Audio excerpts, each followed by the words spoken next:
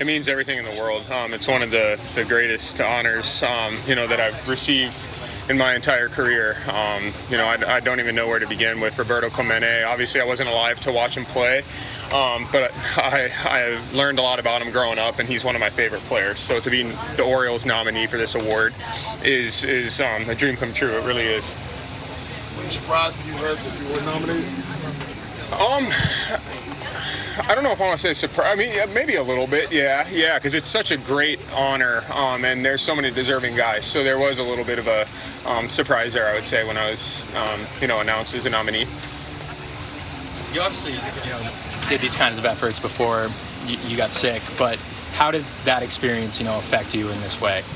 Yeah, it affected me a lot. It's, my sisters and I had talked for a couple of years about starting a foundation, and we kind of got the ground running before I was diagnosed with cancer and the pandemic hit and everything like that. So it delayed it a little bit, but it's always something we wanted to do.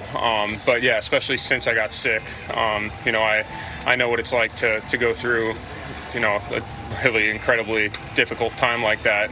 Sometimes you can't really put into words how difficult it is, but to kind of be there to go through it, you want to come out the other side and help everybody out who's going through similar situations. So it's what I try to do every day. You kind of spoke over the winter about the foundation. You and your sisters had some pretty big plans, some pretty big aspirations. Do you think you achieved those goals this year? Yeah, I think we've done some great things. We've raised a lot of money for the Colorectal Cancer Alliance. We had the big project here for Blessings in a Backpack, and we've done some stuff with Boys and Girls Club recently. So I'm really, really happy with the work we did this year, especially in the pandemic year, not being able to be there a lot in person and interact with people as much as you want. I think, it's gone really well. How proud of yourself are you that you've gone through this whole year and not been sick?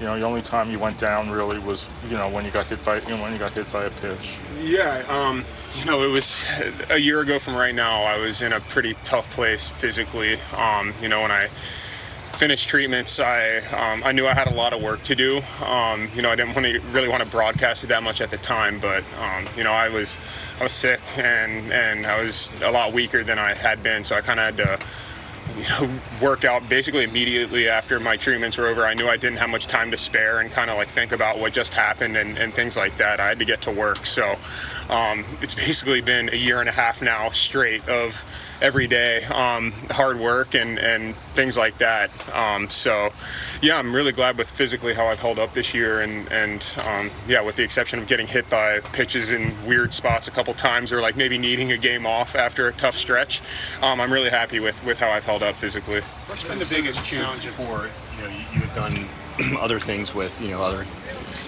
foundations or whatever, but how much now are the connections stronger now that you've gone through this and you're meeting and talking to a lot of people who have gone through this and you're being an inspiration for them? How much more is that now for you? Yeah, it means a lot. When I was going through everything last year, talking to other colon cancer survivors was probably the biggest thing for me to get through it. Hearing people who had gone through the same thing as me and are still living, and they helped encourage me a lot because there are a lot of bad days that go along with chemotherapy treatments, cancer diagnosis. It's not easy, as you all know. So, having other people to lean on and talk to helps a lot. So I want to be there for everybody else going through something like I did. What's been the biggest challenge of juggling everything this year?